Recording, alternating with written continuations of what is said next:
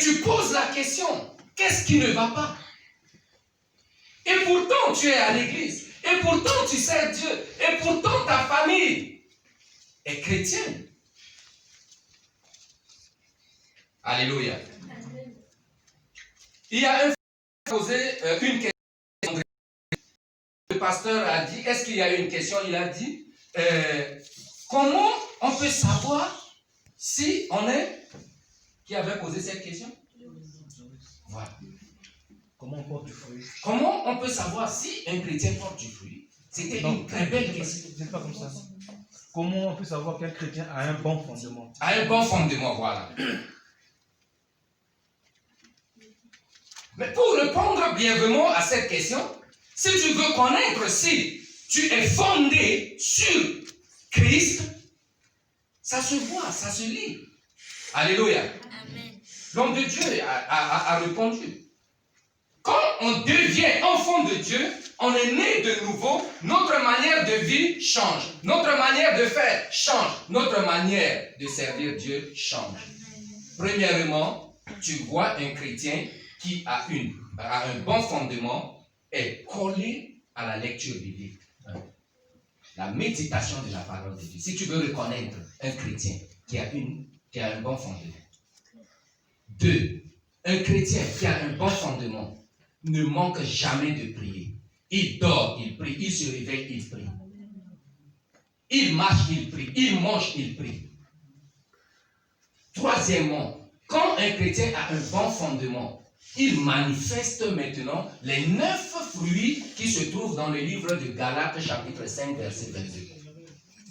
C'est le Saint-Esprit maintenant qui te conduit. Et quatrièmement, tu as la compréhension de tout ce que tu fais concernant l'œuvre de Dieu. Donc, du coup, toi qui es ici, tu peux déjà connaître, est-ce que tu as un bon fondement ou pas? Est-ce que tu es un chrétien ou tu es un chrétien? Tu peux aussi le savoir. Alléluia. Amen. C'est simple. On prêche tous les jours. Ça me fait rire. J'appelle un frère, je dis, est-ce que tu es prêt pour que je passe te chercher? Il dit non, il est malade. Il ne se sent pas bien. Il ne peut pas être disposé pour être à l'église. Alléluia. J'arrive à l'église, je demande à pasteur pourquoi tel n'est pas là. Pasteur dit, la personne dit, lui aussi ne se sent pas bien. Ça veut dire que maladie. Je te pose la question. Est-ce que tu as la compréhension de la parole de Dieu? Alléluia. Mais c'est un peu bizarre que lorsque un chrétien est malade, il refuse d'être dans la présence de Dieu. C'est pas bizarre? Je trouve d'anormal que tu es malade, tu es souffrant, et l'ambulance arrive pour t'amener à l'hôpital, tu refuses.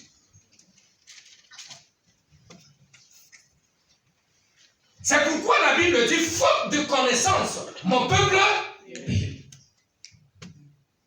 On meurt spirituellement, pas parce qu'il n'y a pas des hommes pour prêcher l'écriture, mais parce que nous n'avons pas la compréhension de la parole de Dieu. Parce que si quelqu'un connaît la parole de Dieu, a la compréhension de cette écriture, il a le réma, la révélation qui est dans cette parole, quand il est malade, la première réaction, avant même que Samuel arrive, il appelle son pasteur, ou il prie, ou il se rend à l'église. Pour un bon chrétien. Parce que Jésus-Christ dit, je ne suis pas venu pour ceux qui sont en santé, mais je suis venu pour les...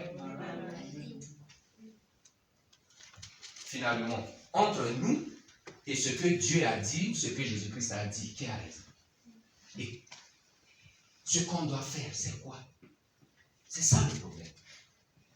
Amen. Amen.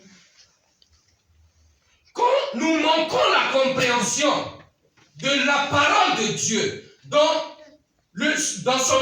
son mystère, nous passons à côté de l'œuvre de Dieu.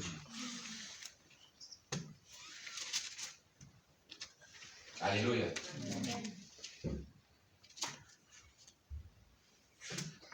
Nous devons avoir la compréhension de la parole de Dieu.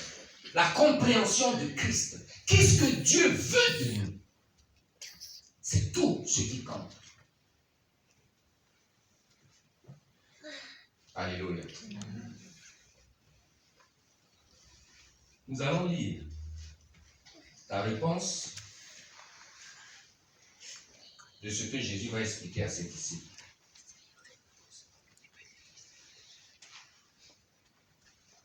Matthieu 12. On va lire la continuité.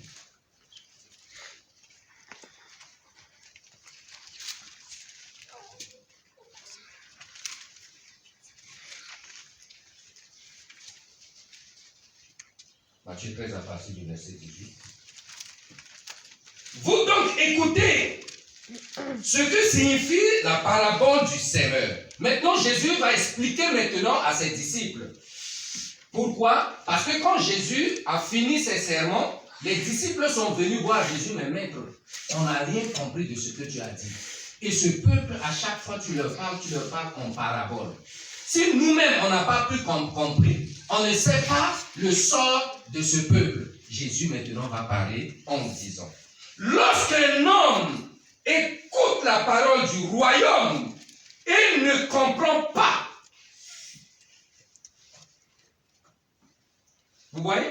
Virgule. Jésus dit, si un homme qui écoute la parole de Dieu, une parole qui vient du royaume et qui ne comprend pas, c'est un problème.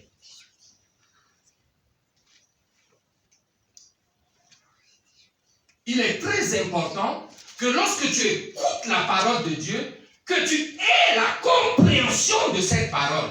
Sans la compréhension de cette parole, tu ne peux avoir la vie éternelle.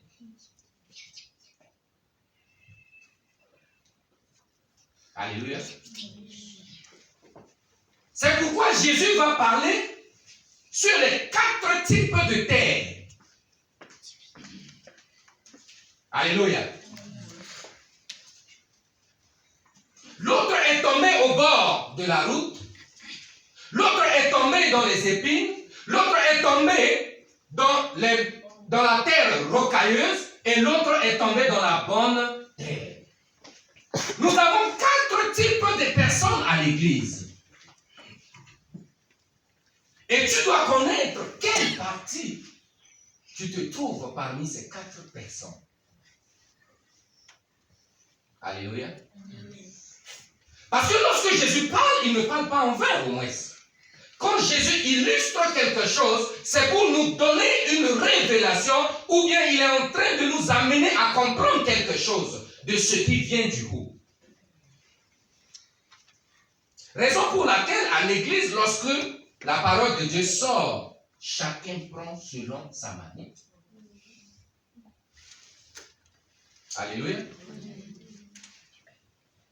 La plupart des cas, même quand tu sors derrière cette porte, tu demandes à un chrétien, qu'est-ce que la parole de Dieu aujourd'hui t'a dit?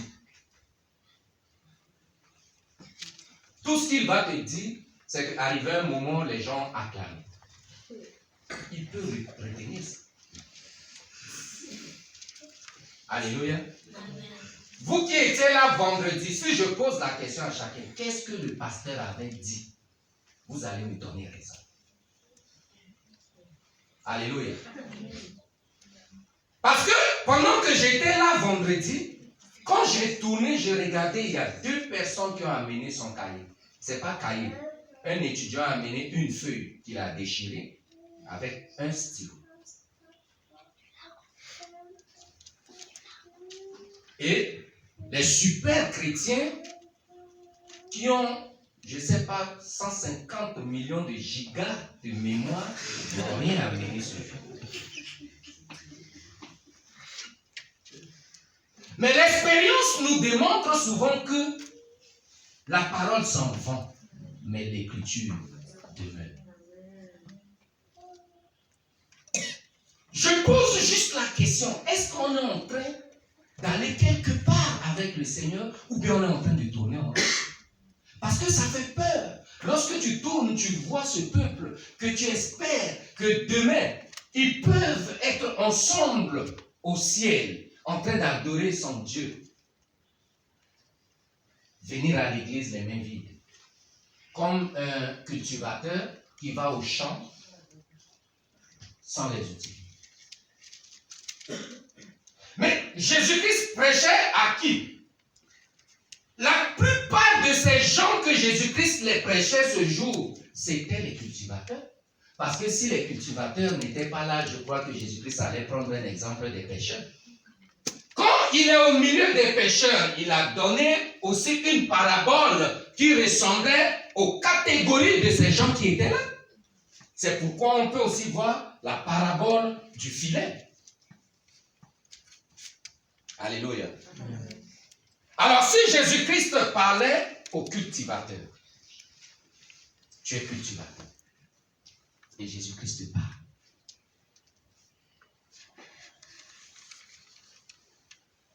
Maintenant, nous devons être sérieux.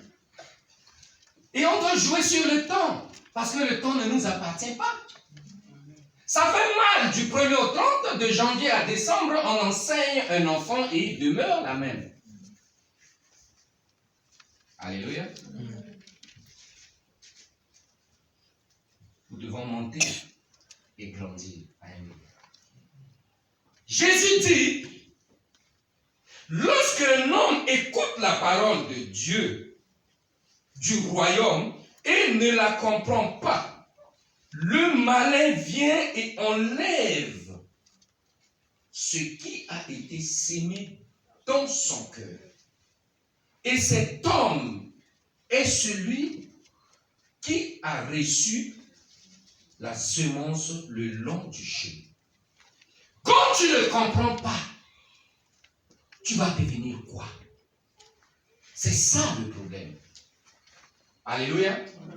Quand la parole de Dieu sort, la Bible dit, elle ne revient pas en lui sans pouvoir accomplir le but pour lequel elle est sortie. Mais si la parole de Dieu sort et ça ne te touche pas, ça ne te brise pas, la Bible dit quelque part, la parole de Dieu, elle est comme une épée à double tranchant. Lorsqu'elle sort, elle pénètre, elle entre en toi et elle doit séparer les choses.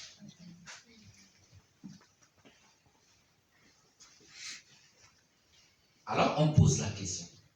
La faute appartient à ceux qui prêchent ou la faute appartient à la terre où cette semence est tombée? Est-ce que nous n'avons pas la révélation de la parole? Est-ce que le Seigneur nous utilise pas? Est-ce qu'on ne connaît pas ce qu'on est en train de faire?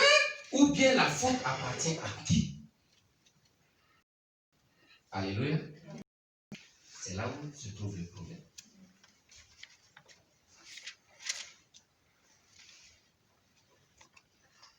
Nous devons comprendre aussi que lorsque cette première sémence qui est tombée sur le long du chemin, nous connaissons tous le chemin, c'est une route où tout le monde passe, où tout le monde piétine, où même les herbes ne peuvent même pas sortir là. Quand tu es dans cette catégorie, ça sera difficile et dur pour toi. Alléluia.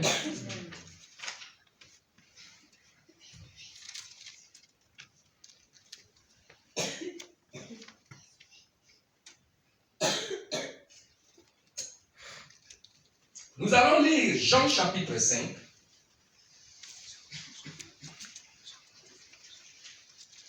Pour comprendre quelque chose, qu'est-ce que Dieu dit?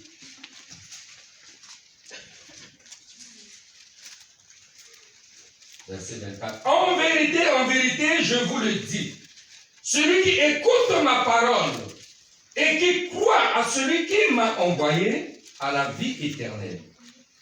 Et ne vient point en jugement, mais il est passé de la mort à la vie. En vérité,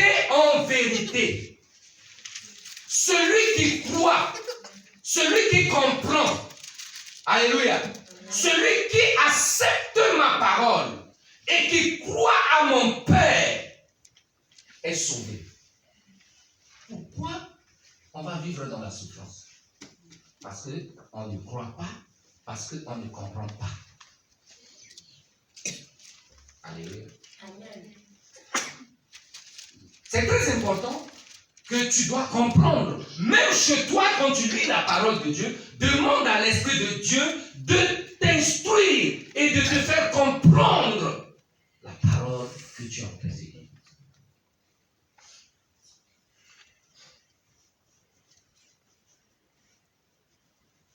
Hébreux chapitre 4, verset 12. C'est ce que je viens de dire ici. La parole est comme une épée. Quand tu lis la parole, tu dois être brisé, tu dois être transformé, tu dois être converti. Alléluia.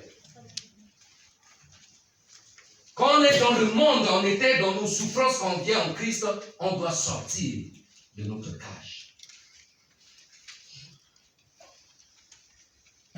Jacques dit, ne vous bornez pas seulement à écouter. Alléluia. Amen. Mais nous devons mettre en pratique la parole de Dieu. Il y a les béabas de la vie chrétienne que nous négligeons. Or, Jacques dit, c'est de là que nous devons mettre en pratique. Si tu n'as pas la connaissance, je prends juste un exemple. Dieu dit, il est mort sur la croix afin que tu sois pardonné, afin que tu sois libre. Si tu n'as pas la compréhension de la mort de Jésus-Christ sur la croix et de sa résurrection, tu n'arriveras jamais à pardonner à ton péché.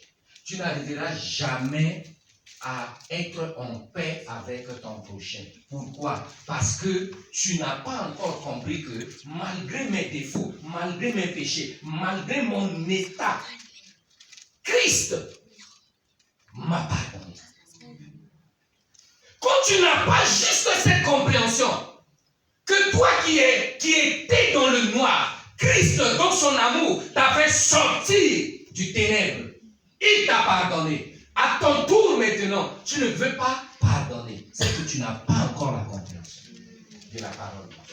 Ne serait-ce que comprendre que Christ est mort pour toi est un privilège, est une gloire pour toi de manifester maintenant en retour ce qu'il a fait pour toi. Alléluia. C'est très important, mon frère, ma soeur.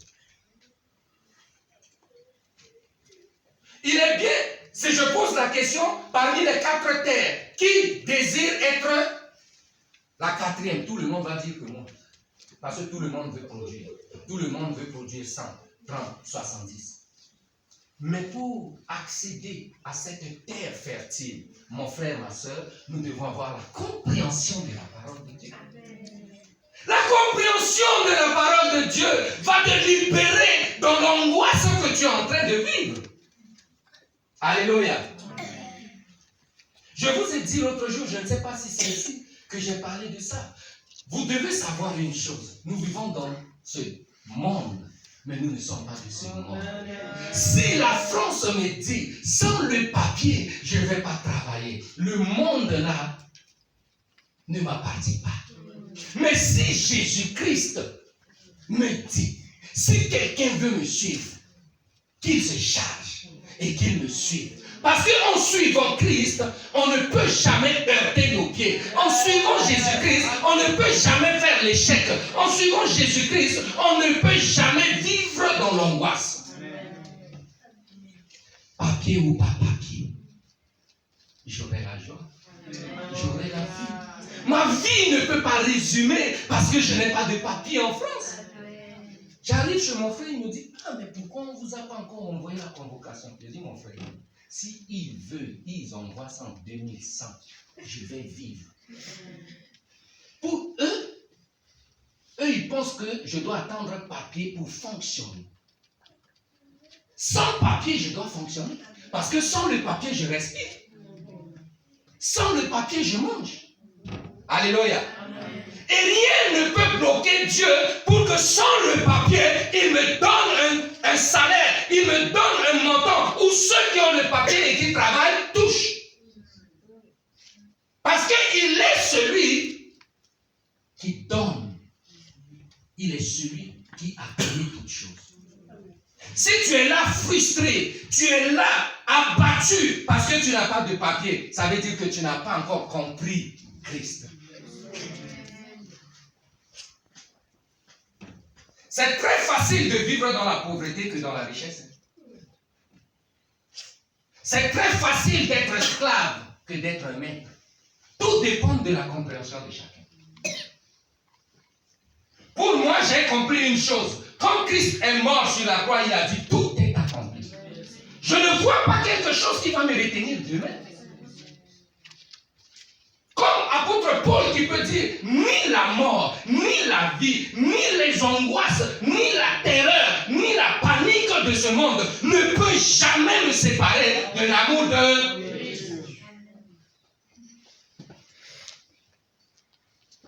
Que votre joie ne soit pas conditionnée à quelque chose de ce monde. Que votre bonheur ne soit pas conditionné aux règles de ce monde. Je vais vous dire une chose. Jeûnez 40 jours. Vous n'allez pas changer la saison sèche en France ou en Europe. Alléluia. Amen. Jeûnez pour que la neige ne tombe pas. Ça, c'est perdre du temps. Parce que la neige, c'est sa saison. Elle doit tomber. Alléluia. Alors, si jeûner pour la neige est une perte de temps, alors mettre ma foi sur les règles de ce monde aussi, c'est une perte de temps. Est-ce que quelqu'un comprend ce que je dis? Jésus était là en Israël. Quand le jour où il devait payer l'impôt est arrivé, Jésus a dit, mais non, j'ai mon royaume, j'ai ma monnaie. Je n'utilise pas le CFA, je n'utilise pas l'euro, je n'utilise pas l'argent d'Hérode ou de qui que ce soit. Pierre, va dans notre compte bancaire, prends ta pirogue parce que notre banque n'est même pas sur la terre, c'est dans l'eau. Va prendre notre monnaie et nous allons payer notre impôt. Mon frère, ma soeur, quand tu as la connaissance et la compréhension de la parole de Dieu, le jour où tu auras cette compréhension, tu es délivré.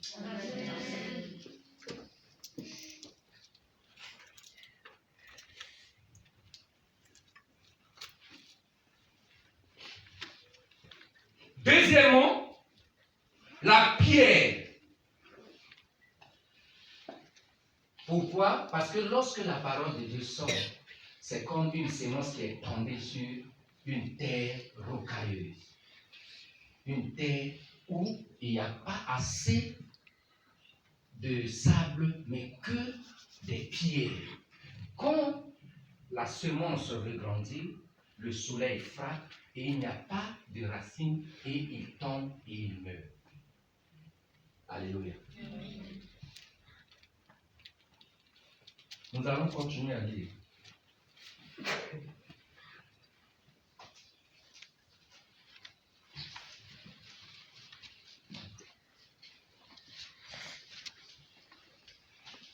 Celui qui a reçu la semence dans les endroits pierreux, c'est celui qui entend la parole et la reçoit aussitôt avec joie. Alléluia, amen. Après tu sors, tu dis, le pasteur a prêché. C'est fort aujourd'hui. Tu es content parce que ça a répondu à tes besoins. Mais quand tu rentres à la maison, tes soucis vont t'envahir. Alléluia. Et c'est ce qui nous arrive. Qui peut me dire que pendant qu'il est né de nouveau, il est devenu chrétien, il y a une parole qui a transformé sa vie. Il y a des paroles qui ont transformé sa vie. Au fait, c'est de ça que Jésus veut parler. Parce que lorsqu'une parole sort, ça va enraciner en toi. Tu dois créer des racines à ta vie pour que lorsque les problèmes, les phénomènes arrivent, tu ne sois pas ballotté de gauche à droite. Je vous ai dit au début quand je prêchais, j'ai dit, il y avait une parole qui avait transformé ma vie. C'était l'histoire de la femme tsunamite. Un homme de Dieu a prêché. J'étais là. Pendant des années, on prêchait. Il n'y avait rien que j'entendais, mais ce jour, un homme de Dieu a prêché. Comme si il est en train de bâtir des racines dans ma marche chrétienne.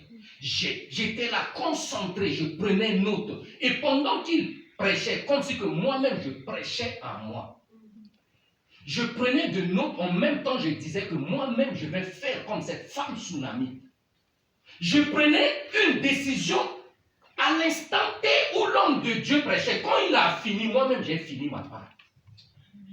Pendant que je suis rentré, automatiquement j'ai pris une décision. Mon frère, quand cette parole tombe sur une terre fertile, un cœur qui est disposé, tu vas produire des fruits. Et c'est à cause de cette parole que je suis devenu ce que je suis. Tu dois laisser la place à une parole dans ta vie. Il est vrai que tous les jours peut ne pas être ta parole. Parce que lorsqu'on prêche, ce n'est pas tout le monde qui va recevoir. Hein. Tout le monde va entendre. Mais il y a une personne qui va recevoir. Alors si c'est ton jour aujourd'hui de recevoir, reçois au nom de Jésus.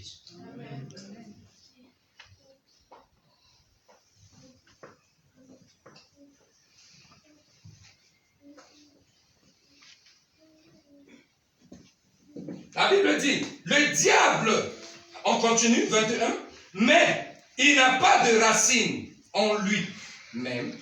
Il manque de persistance et dès que survient une tribulation ou une persécution à cause de la parole, il y trouve une occasion de chute. Pourquoi tu chutes à chaque fois? Parce que la parole n'a pas de racine en toi. Mon frère, nous devons s'efforcer à faire l'œuvre de Dieu. Nous devons s'efforcer. Il est vrai, dans le livre de Jean, la parole de Dieu dit, le royaume dans lequel toi et moi on est dedans est maintenant forcé. Si tu ne t'efforces pas et que tu te laisses rouler, envahi par l'envie de ce monde, tu ne vas pas être enraciné. Alléluia. Et c'est très important que nous devons comprendre. Aimez vos ennemis, ça devient un problème. Mais si tu veux que la parole s'enracine en toi, c'est simple. Dieu dit aime ton ennemi. C'est plus facile de l'aimer, c'est tout. Pourquoi tu fais encore de ça un problème? Alléluia. Aime ton ennemi. C'est tout, c'est simple. Aime ton ennemi, ça devient un problème. Maintenant tu dis, Seigneur, je veux que ta parole soit enracinée en moi. Mais pour mon ennemi, Seigneur, pardon, même si c'est toi qui reviens, je ne vais pas le faire. Il n'y a plus de parole. Alléluia.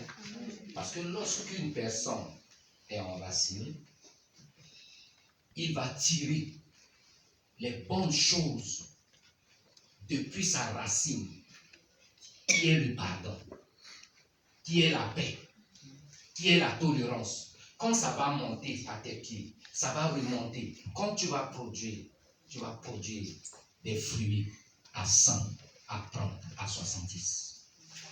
Alléluia. Pourquoi aujourd'hui on ne produit pas? C'est là où se pose la question. Amen. Jacques dit, la foi n'est rien si elle n'est pas mise en pratique. On ne peut pas écouter la parole de Dieu et ne pas mettre en pratique. Alléluia. Le pasteur a prêché sur quoi? Il a prêché sur le pardon. Oui, mais comme il a prêché sur le pardon, mais la personne, ou bien les gens que tu as attachés dans ton cœur, tu les détaches. Vous voyez un peu, non? La parole est sortie. Et les prisonniers qui sont là, Ils sont là même contents parce que toi, Dieu les a envoyés même une épée pour les couper. Et couper même les cordes que tu les as attachées. Ils sont là au-dedans de toi, ils t'attendent. Mais tu dis non l'année prochaine. C'est ça au fait. Alléluia. Nous devons avoir la compréhension de la parole de Dieu, c'est tout. Retenez une chose, Jésus dit au début, quand vous entendez la parole du royaume et que vous ne comprenez pas, ça donne ce que ça donne. Alléluia. Alléluia. Amen. Nous devons comprendre.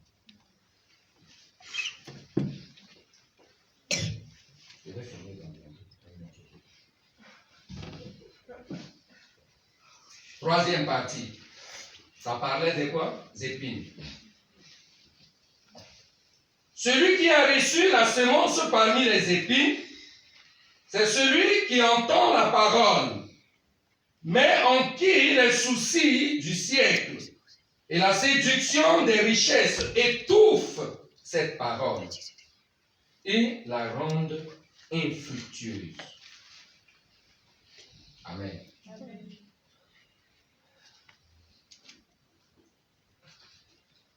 Tu es là, tu écoutes la parole de Dieu.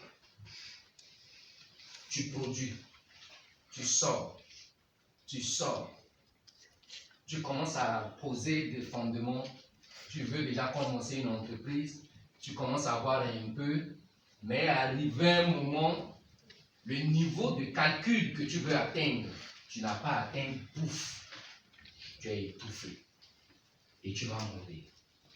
Alléluia. Pourquoi? Parce que les soucis, la séduction des richesses de ce monde, les problèmes de ce monde. Je vais vous dire une chose. Si Jésus-Christ était venu mourir sur la croix, seulement pour que moi j'ai le salut, et je vis pauvre sur la terre, c'est que sa venue n'est même pas utile pour nous. Alléluia. Malgré qu'il nous a promis le salut, mais la Bible m'a dit, il a pris ma malédiction, il a pris ma condamnation, il a pris ma place afin que je reprends sa place. C'est que je dois vivre sur la terre pendant que son jour arrive pour que j'aille vivre le paradis dans le ciel. Aujourd'hui, les gens ont du mal à comprendre le principe de la prospérité ou bien la prédication de la prospérité. Une fois, quelqu'un m'a posé une question. Il m'a dit, pourquoi les Africains aiment trop prêcher sur les principes de la parole de la prospérité? Alléluia. Je lui ai répondu tout simplement que parce que toi, tu es né ton état. Tu as tout donné cadeau. Tu ne peux pas comprendre le langage de Dieu. Alléluia. Mais je te pose juste une question. Lorsque tu vois les gens marcher à pied, là, pourquoi toi tu vas acheter une voiture? Parce que tu devais marcher à pied. Est-ce que Jésus-Christ avait une voiture? Non. Même Pierre n'a pas une voiture. Alléluia. Mais pourquoi on veut tromper? On veut tromper les enfants de Dieu. Alléluia. Et on avait clôturé la discussion comme ça. Je dis, si tu veux venir discuter avec moi, ne plus prêcher que les gens doivent être bénis, vends ta voiture et vends ta maison, loue. Parce que ça ne va pas t'appartenir, c'est juste pour un temps sur la terre. Tu achètes une maison, tu as une voiture, tu viens me dire pourquoi on va parler de la prospérité. Et je lui ai dit, mais c'est vous qui êtes partis dévaster, voler tout ce qui était en Afrique chez nous en nous apportant la prédication de la pauvreté. Heureux ceux qui sont pauvres car vous hériterez le royaume de Dieu. Nos ancêtres vous ont tout donné. Et on est resté pauvres. Maintenant, comme l'évangile est clair, nous sommes éclairés maintenant, on doit maintenant venir redire à nos peuples que le Dieu que nous servons n'est pas un Dieu de la pauvreté. Alléluia. Maintenant, je vais te dire, si tu avais la compréhension de la parole de Dieu, pourquoi tu ne payes pas ta dîme? Pourquoi tu ne veux pas donner? Parce que même les chaises qui sont à l'église, même si on ne te dit pas de cotiser parce que tu es assis sur ça, mais tu dois aussi comprendre que tu dois participer parce qu'il y a des tâches à faire. Je vous dis, si quelqu'un a la compréhension de l'écriture de Dieu, il ne va pas échouer dans ça. Amen. Alléluia. Il ne va pas échouer. Et l'église aussi ne va pas souffrir. Pourquoi on veut souffrir? Alléluia. Ou bien pourquoi vous voulez nous mettre dans la souffrance? Christ nous a livrés. Amen. Quatrièmement, je ne vais pas être trop long, je vais arrêter la quatrième partie. Est-ce que quelqu'un a la page? 23. Celui qui a reçu la semence dans la bonne terre, c'est celui qui entend la parole et la comprend. Il porte du fruit, et un grain en donne 100, un autre 60 et un autre 30. Si quelqu'un peut dire Amen. Amen.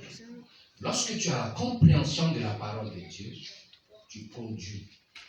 Tu es dans la joie. Tu es dans la paix. Je vais vous dire une chose. Les musulmans, ils ont la compréhension, pas de l'écriture, mais la compréhension de leur religion. Raison pour laquelle ils vont prier 5 fois par jour. Tu as déjà monté une fois avec un musulman dans l'avion? Quand l'heure de sa prière arrive dans l'avion, il met tapis au pied. Et il prie dans l'air pendant que l'avion vole. Mais toi, Dieu t'a donné la sagesse et l'intelligence de sonder l'écriture pour avoir la compréhension de ce qu'il veut te faire. Si tu ne veux pas.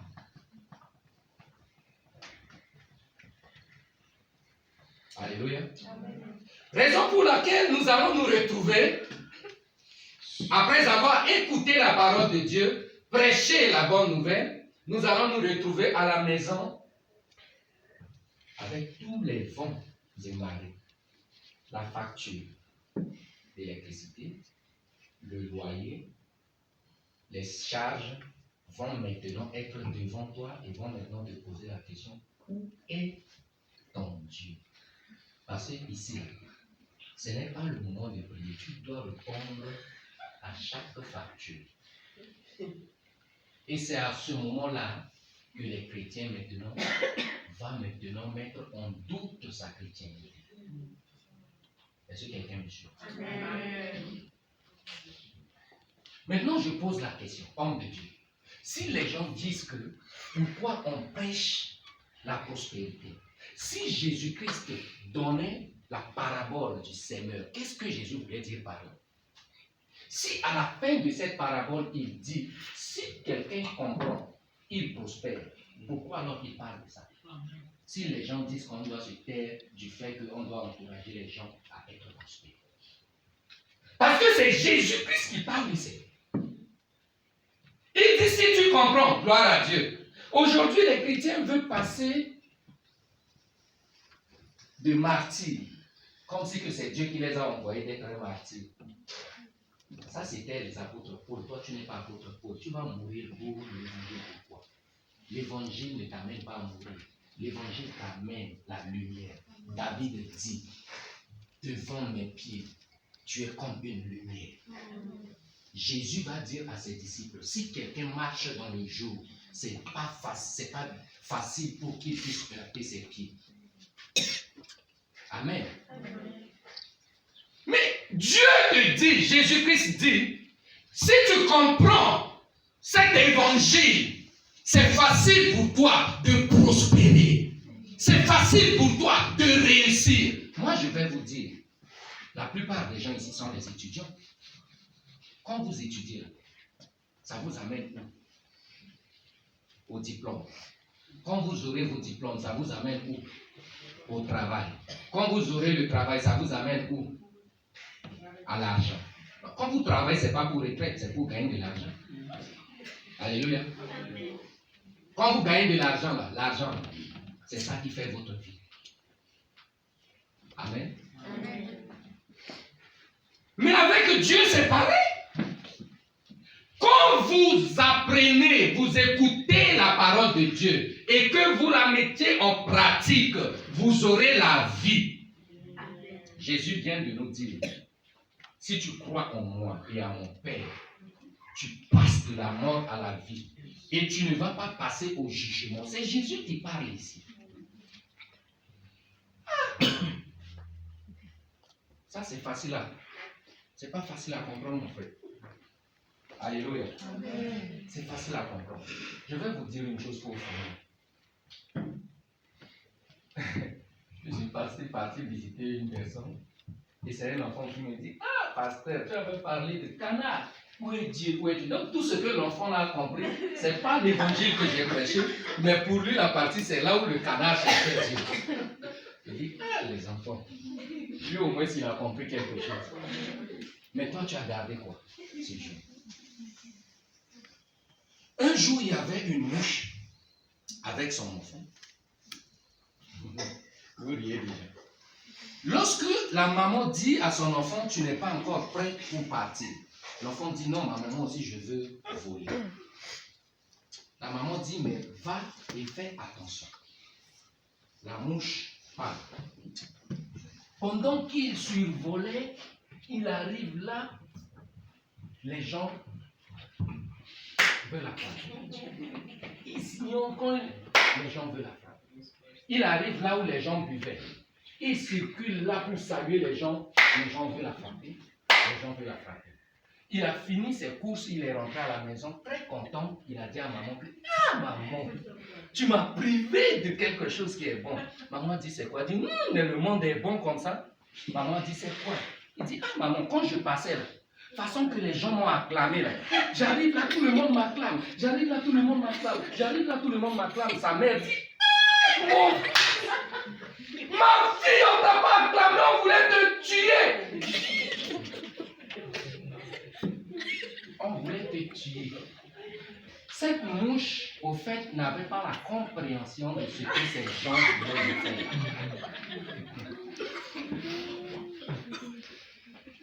Alléluia. J'espère que ça, vous allez garder. Et même semaine prochaine, quand je vais parler de ça, vous allez. Ce que l'enfant mouche là comprend, c'est que les gens l'acclament. Mais s'il avait la compréhension, il allait faire demi-tour depuis longtemps. Mais sa chance, c'est qu'on l'a pas tué. Et sa maman maintenant lui explique. Quand ils font ça, c'est pas pour t'attendre. Ils cherchaient à te tuer, mais Dieu t'a sauvé.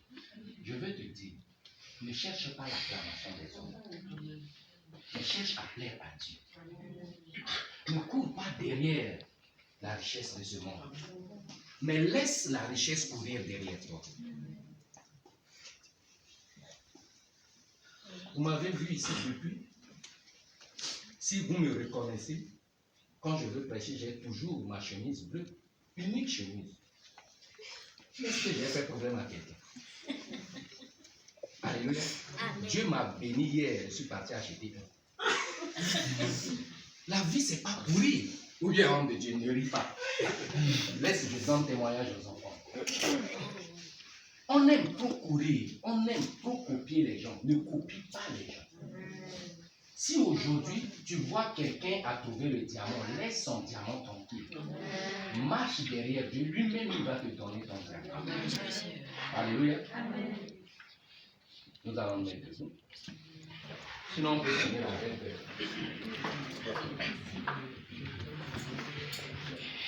Alors, nous devons comprendre que,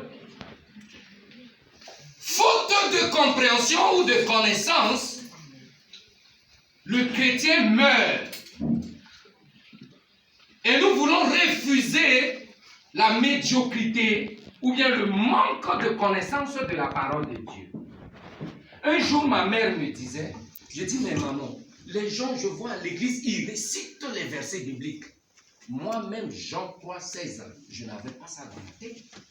Et ma mère me dit, avant de lire la Bible, demande à Saint-Esprit de Dieu, Saint-Esprit, utilise-moi, remplis-moi, donne-moi la sagesse.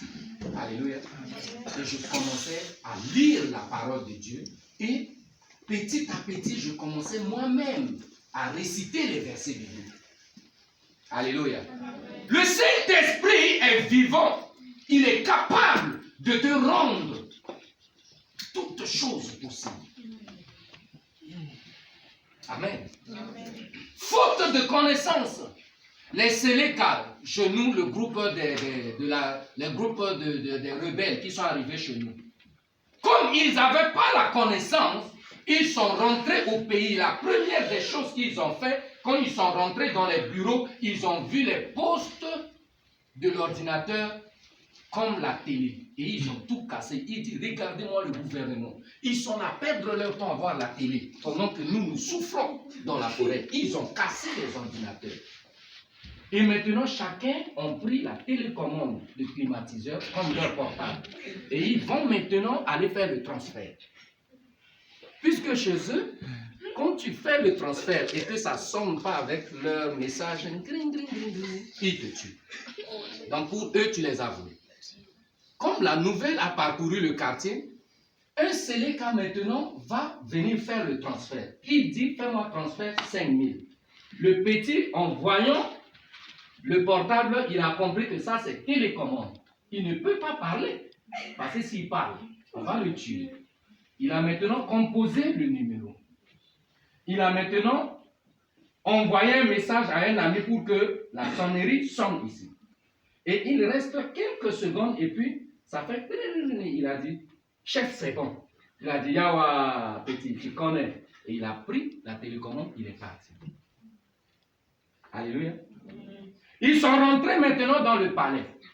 Même dans le baignoire, c'est là où ils ont pris le fagot pour faire le feu. Pour faire le feu. Faute de connaissance, quand tu n'as pas la compréhension, son chef dit, éteins la lumière. Il prend la couvercle d'une marmite pour faire ça comme ça. Depuis qu'il faisait ça, ça ne passait pas. Alléluia. Vous voyez, ça fait un peu rire, non? Mais c'est ça notre état en Christ. Alléluia. Tout ce que j'aimerais que tu fasses, dis à Dieu, Seigneur, avant que je quitte ici, remplis-moi de ta confiance, de ton esprit et de ta connaissance, afin que ta parole soit gravée sur les tables de mon cœur. Pendant que j'entends ta parole, Seigneur, qu'il y a quelque chose qui résonne dans mon cœur, afin de mettre en pratique, Seigneur, ta parole. Et pendant que je lise ta parole, que tu me donnes la compréhension. Il lève ta voix et parle à Dieu.